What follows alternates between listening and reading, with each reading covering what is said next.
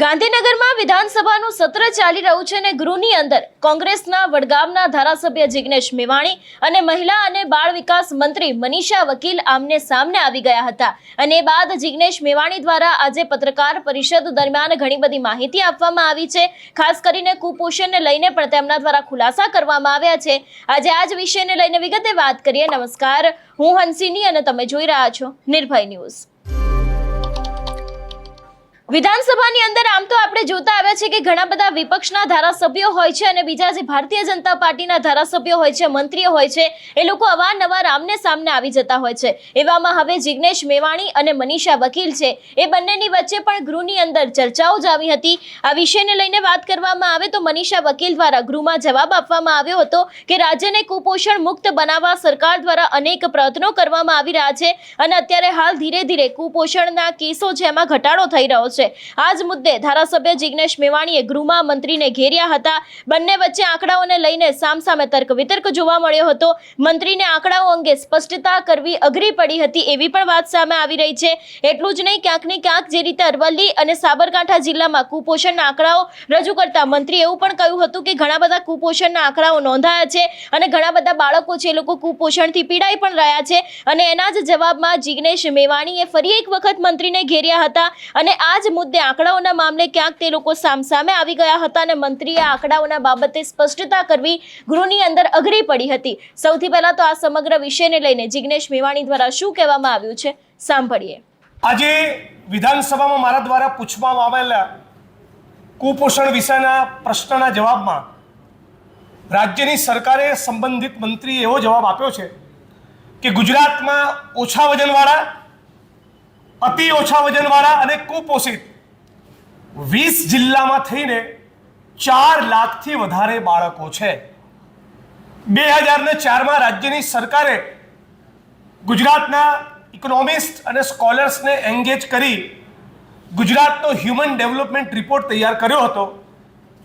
2004થી આ 2026 21-22 વર્ષના સમયગાળા દરમિયાન ગુજરાતે નરેન્દ્રભાઈથી ભૂપેન્દ્રભાઈ સુધીની ભારતીય જનતા પાર્ટીની યાત્રા જોઈ, પણ આ યાત્રા દરમિયાન ગુજરાતના બાળકોનું કુપોષણ દૂર ના થયું। મંત્રીશ્રીએ કહ્યું કે ડાયટરી પ્રેક્ટિસીસના કારણે, એટલે ચોક્કસ પ્રકારનો આહાર લેવાની ટેવ અને પદ્ધતિઓના કારણે ચોક્કસ પ્રકારના સ્વાદના ચટકા કરવાનું લોકોને મન થતો હોય છે, એવા બધા ફેક્ટર્સના કારણે કુપોષણ છે, જે સાવ બહુ વાહિયાત બાબત છે। ગુજરાતની અંદર જે અસમાનતા પ્રવર્તે છે, ગુજરાતમાં આદિવાસી, ઓબીસી, દલિત, ડીએનટી જે ઐતિહાસિક રીતે જે સમાજનો વંચિત તબકો છે, એના બાળકો, હાંસિયામાં ધકાયેલા સમાજના બાળકો જ 90-95% કિસ્સામાં કુપોષિત જોવા મળે છે।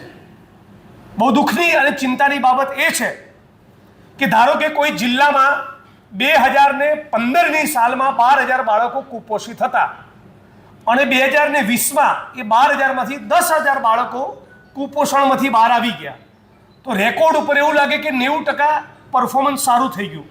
પણ પેલા જે 2,000 બાળકો કુપોષિત રહી ગયા, એણે એકવાર 5-5.5 વર્ષની ઉંમર ક્રોસ કરી તો એના હ્યુમન બ્રેનનું, એના મસ્તિષ્કનું અમુક હદ પછી એનું ડેવલપમેન્ટ થતું નથી। એટલે આ ગુજરાત માટે બહુ જ મોટી ચિંતાનો વિષય હોવો જોઈએ। આજે મેં સરકારને કોઈ ટોન્ટ ન મારતા, કોઈ પોલિટિકલ ઓબ્ઝર્વેશન ન કરતા રાજ્યના માનનીય મુખ્યમંત્રીશ્રીને વિનંતી કરી છે કે દાદાનું બુલડોઝર જેમ બધે ફરે છે એમ કુપોષણ ઉપર પણ ફરી મળે અને ગુજરાતના, દેશના, દુનિયાના પબ્લિક હેલ્થના, ન્યુટ્રિશનના કેટલાક તજજ્ઞોને, એક્સપર્ટ્સને ગુજરાતની સરકારે કન્સલ્ટ કરી આપણું ગુજરાત કુપોષણ મુક્ત બને એનો સંકલ્પ કરવો જોઈએ। બીજું, આજે સમાજ કલ્યાણ વિભાગના બજેટમાં મેં મારા વિચારો રજૂ કર્યા। આ વર્ષે ઉનાકાંડની ઘટનાને 10 વર્ષ થશે અને 100 વર્ષ થશે ડૉક્ટર બાબા સાહેબ આંબેડકરના ઐતિહાસિક મહાડ સત્યાગ્રહને।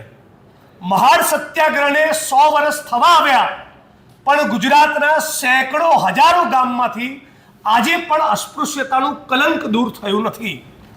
રાજ્યની સરકારને દરેક વિધાનસભાના બજેટ સત્રમાં સમાજ કલ્યાણ વિભાગની બજેટમાં ભાગ લઈને હું ચેલેન્જ આપું છું કે અમે ચીંધેલું નહીં, તમારી ચોઈસનું, તમારી મરજીનું કોઈ એક ગામ અસ્પૃશ્યતા મુક્ત કરીને બતાવો.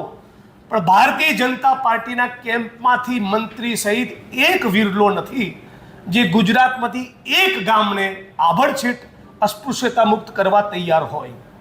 અર્થાત કે ભારતના બંધારણના આર્ટિકલ 17માં અસ્પૃશ્યતા નાબૂદીની જવાબદારી રાજ્યની સરકારને, કેન્દ્રની સરકારને જે સોંપેલી છે એ બાબતની કોઈ જ નિષ્ઠા, કોઈ જ કમિટમેન્ટ ગુજરાતની ભારતીય જનતા પાર્ટીને નથી. ઉનાકાંડના 10 વર્ષ થયા. ઉનાના પીડિતોને જે તે વખતના મુખ્યમંત્રી આનંદીબેન પટેલે ઉના જઈને જે વચન આપેલા ગુજરાત સરકારના પાક્ષિક ગુજરાતમાં છપાયેલા કે તમારી ફાસ્ટ ટ્રેક કોર્ટમાં કેસ ચાલશે, ખેતીની જમીન 2 એકર સુધીની આપવામાં આવશે ને સરકારી નોકરી તમને આપીશું. આજે બરાબર 10 વર્ષ થશે આ જૂન જુલાઈમાં, ન ખેતીની જમીન મળી, ન સરકારી નોકરી મળી, ન એમને ન્યાય મળ્યો. થાનગઢમાં 19, 20, 21, 22 વર્ષના 3 દલિત દીકરાઓ જાણે આતંકવાદી હોય એ રીતે એમની છાતી ઉપર ગોળીઓ મારી, એકે 47ની રાઇફલથી ગોળીઓ મારી એ દુધમલ દલિત દીકરાઓને રહેસી નાખ્યા. આજે એ વાતને 13થી 14 વર્ષ થયા, એ પીડિત પરિવારોને પણ ન્યાય નથી મળ્યો.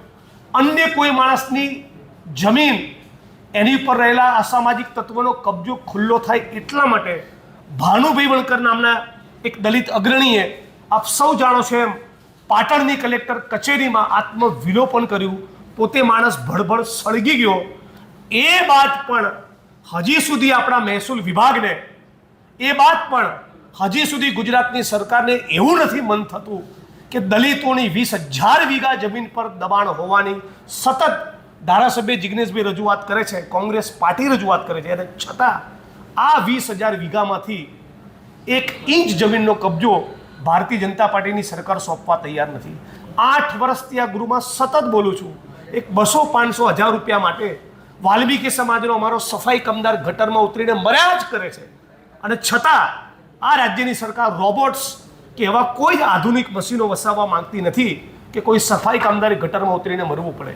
આ પ્રસંગે ગૃહમાં મેં માગણી કરી કે પ્રદ્યુમનભાઈ સમાજ કલ્યાણ મંત્રી પણ છે અને શિક્ષણ મંત્રી પણ છે, તો ડૉક્ટર બાબા સાહેબ આંબેડકર વિશે, જ્યોતિબા ફૂલે વિશે, રામાસ્વામી પેરિયાર વિશે, નાનક, કબીર અને રવિદાસ વિશે પણ ટેક્સ્ટ બુકમાં પાઠ આવે, સામાજિક ન્યાયના સંસ્કારો ગુજરાતમાં ફેલાય, તો દલિતો પ્રત્યેનું, બિનદલિત સમાજોનું વર્તન અને વલણ સુધરે.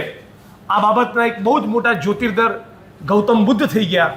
બુદ્ધિસ્ટોની પણ ગુજરાતમાં માગણી છે કે બુદ્ધ પૂર્ણિમાની રજા જાહેર કરી માઇનોરિટી હોવાના નાતે બુદ્ધિસ્ટો માટે પણ એક બજેટ ફાળવવામાં આવે.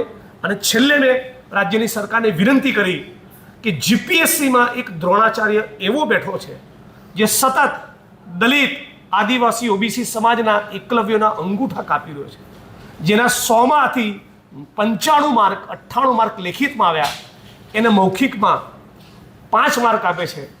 લેખિતમાં જેના 75, 80 માર્ક આવ્યા એને મૌખિકમાં 45 આપે છે.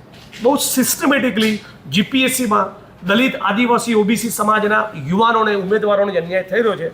એની સામે પણ રાજ્યની સરકારે કંઈક એક્શન લેવી જોઈએ. આમાંની એક પણ રજૂઆત બાબતે ભારતીય જનતા પાર્ટીની સરકાર અને એમના સામાજિક ન્યાય અધિકારીતાના મંત્રી કશું જ કમિટમેન્ટ આપી રહ્યા નથી. એટલે સ્પષ્ટપણે આ સરકાર દલિત વિરોધી છે, આદિવાસી વિરોધી છે, ઓબીસી વિરોધી છે. એટલે એક તરફ જ્યારે વિકાસની વાતો કરવામાં આવી રહી છે, બાળકોને લઈને ક્યાંક વાત કરવામાં આવી રહી છે કે ગુજરાતમાં અત્યારે હાલ દરેક બાળક છે તે પોષિત છે, પરંતુ એની સામે જે રીતે અત્યારે હાલ આંકડાઓને લઈને જિગ્નેશ મેવાણી દ્વારા આક્ષેપો લગાવવામાં આવ્યા છે કે ગુજરાતમાં ઘણા બધા એવા વિસ્તારો છે કે જ્યાં બાળકો કુપોષિતથી પીડાઈ રહ્યા છે, તો પછી એના માટે થઈને સરકાર દ્વારા શું કરવામાં આવ્યું છે? અને ક્યાંક આ જ મામલાને લઈને જે મહિલા અને બાળ વિકાસના મંત્રી મનીષા વકીલ છે, એમને ગૃહની અંદર જવાબ આપવામાં પરસેવા છૂટ્યા હોય એવું લાગી રહ્યું છે. તમારું શું માનવું છે આ વિષયને લઈને અમને કમેન્ટ કરીને ચોક્કસથી જણાવજો. તેની સાથે અમારી ચેનલ નિર્ભય ન્યૂઝને લાઇક, શેર અને સબસ્ક્રાઇબ કરવાનું ભૂલશો નહીં. નમસ્કાર.